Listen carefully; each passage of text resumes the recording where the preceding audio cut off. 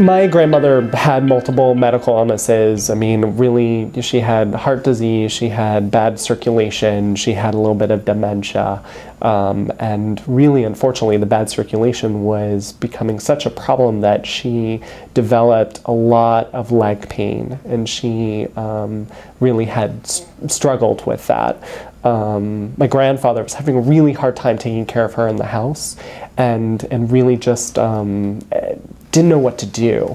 They didn't have access to palliative care for someone to look after her pain, and her physician, who's a lovely, lovely man, cared so much about my grandmother, didn't have the tools to be like, this is what we can do to treat your pain. This is how we can get care for the home.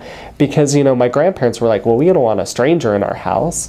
But they didn't really get that they needed the help, and they needed a team and extra support to sort of help coordinate all of that. And unfortunately, they didn't. And my grandmother and my grandfather suffered emotionally. My mother and I were on the phone almost once a week on sort of how to coordinate. And I felt like it only took a crisis mode.